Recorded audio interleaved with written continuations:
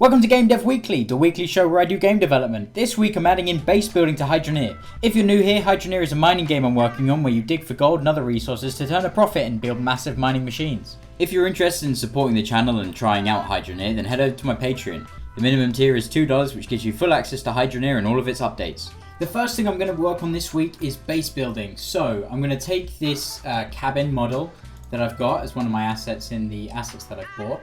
And I'm going to cut it up into 5 different pieces. That's going to be a roof block, a wall block, door, window, and floor. I think that was 5. Yeah, 5.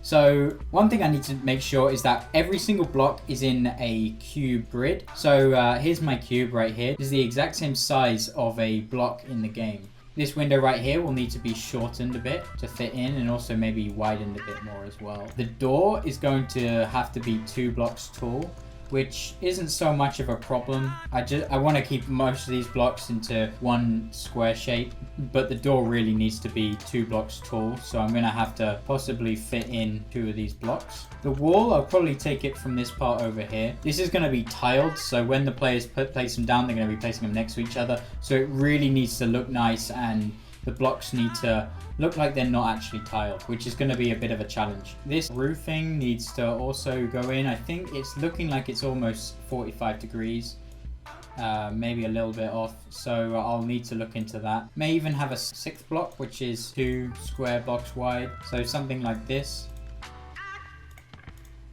going from one corner to the other. That's something I'll look into as well. So I'm going to get started on cutting all these pieces out. Just finished up breaking up the cabin and it's looking pretty good right now.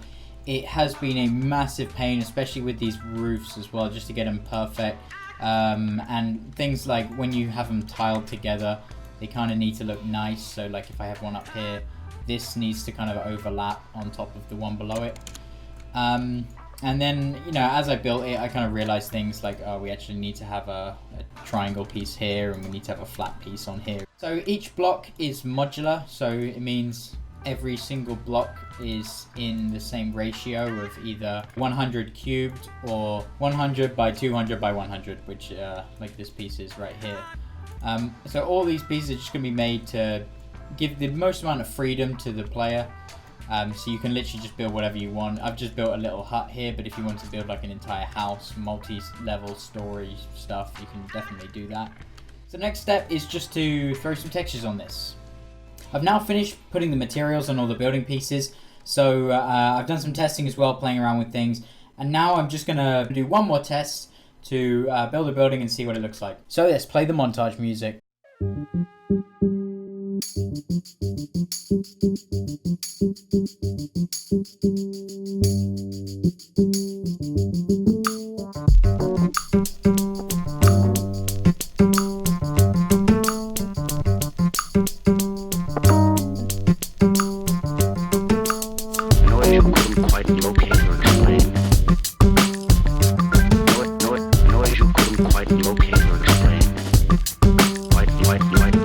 Alright, and there we have it, home sweet home. It turned out pretty alright. I figured when I was making this that I need to make some improvements to the building system. Mainly when you're placing down an item, if I just pick this one up here, when I place it down, you can see those red lines that are coming out. And that's basically searching for a point to snap to. You can see right there it's snapped to a point and it produces that red square. For objects like for this window, it works pretty well. But for something like its wall, for instance, it doesn't work too well when placing it down on one of these blocks. See, it kind of doesn't really know where to stick to. So what I'm going to do is improve this building system by adding in another one of these line traces that tries to find a object to snap to. I think just a simple improvement like that will really improve how easy it is to build things. Anyway, this is the building that I finished. I'm really happy with how it turned out. I think it actually looks pretty cool. So this is basically where you would, oh, right, there's a problem right there. I can't even get in. Alright, well, looks like I need to sort out the player collision. I think what's happening is when the door is opening, and obviously these doors are opening a little bit weird because they're rotated. But I think what's happening is when the door's opening, it's not actually removing the invisible collision that's here. So I'll look into that next. But also I'm pretty happy with how the windows turned out. I think they look nice. The red, the metal roofing panels look really cool. Not too keen on the red walls though. I think I may actually change them to brown. Especially having these lines here where you can kind of see the grid really stops it looking nice. I do like the red color, but I think maybe I'll have to look into this a bit more. But overall, this base building system's a great start. This is where players can keep things, maybe if they want to stockpile up some iron to make a bulk load of weapons, or maybe even just show off some of the large gold bars that they've created. They could store them into this. I think in future updates what I'll do is add in extra furniture items like shelvings, maybe even seating and tables. Players can also store their tools here to keep them safe from being lost. Today I'm working on a small campsite scene, and I thought I'd shed some light into a bit about how my materials work when I'm actually retexturing these objects. So what I have here is an assortment of materials that I've already created. Now these are all created in Substance Painter, which is a program that basically you take a model and then you can create a material or use a pre-existing one to paint each different section of the object. So what I've basically done is I've just hidden all of the layers that I've already painted here, and I'm going to just explain a bit about what each layer does. So first off is this wood layer, and what I need to do on this is just quickly come in here and change the rotation. You can see here the wood grain isn't exactly right, so I'm just going to change it so it's a bit better. So that's about right. Some of these planks are kind of off, but to be honest, you'll see in a bit. I'm going to put some snow on top of it, so it's not a big deal. Right, so that's the wood layer. So next we've got this ash layer here. And this is basically to make the material look like it's actually been burnt out. This is going to be a burnt out fireplace. So that's only going to be kind of on the inside of these rocks and just on the wood and inside down here. But what's noteworthy right now is the fact that this is actually only at 86%. So that means it's only 86% transparency, and that is because when I add the stone blocks in the next layer, I want the layer to be on top of it, so there's a bit of the stone coming through. That's why I've done that. And then I've also added in a extra layer of ash just to give a little bit more detail in here. So right now we've got a pretty good example of a burnt out fireplace. And the final last thing that I'm going to add to this is a snow layer. And that's because this item is only going to be in the snow section. What I could do is export the material now as it is, so then I have two variants, and to be honest I probably will. So then later on I can add this into areas that don't have snow.